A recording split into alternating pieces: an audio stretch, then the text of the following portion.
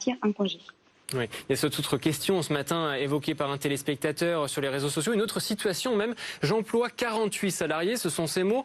Mon activité pourrait reprendre d'ici à la fin de l'année et j'aurai besoin de main-d'œuvre. Est-ce que j'ai le droit d'annuler les congés de certains pour maintenir mon activité, maître ?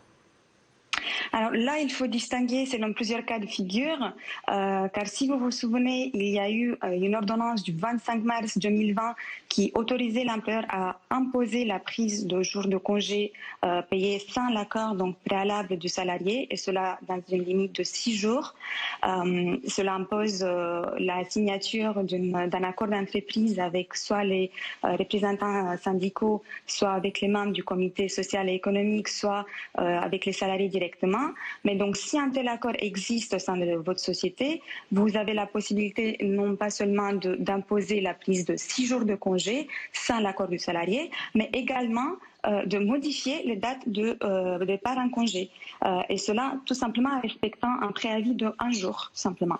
Mais si un tel accord n'existe pas au sein de votre société, il convient d'appliquer là encore des dispositions générales qui nous disent que vous avez la possibilité de modifier les dates de départ en congé, donc y compris annuler les congés, en respectant un délai de préavis de 1 mois.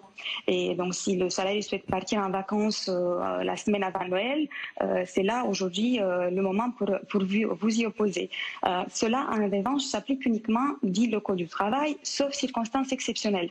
Le problème, c'est que ni l'administration ni la jurisprudence n'ont pas encore expliqué qu'est-ce que c'est qu'une circonstance exceptionnelle, mais on peut légitimement penser que la crise liée à l'épidémie Covid est une circonstance exceptionnelle.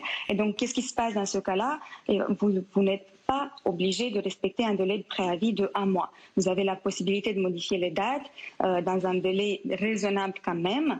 S'il y a un abus dans ce sens, ça sera sanctionné par une amende pouvant aller jusqu'à 15 000 € en cas de récidive et multiplié par le nombre de salariés concernés. Donc faites attention, respectez quand même un minimum de délai raisonnable et donnez également des explications aux salariés quant aux contraintes qui vous ont obligé de faire cela. Merci beaucoup, maître Sylvia Romanescu, d'avoir été avec nous ce matin en direct sur BFM Paris. Vos droits, vous le savez, le rendez-vous en partenariat avec le barreau de Paris à retrouver en replay sur bfmparis.com.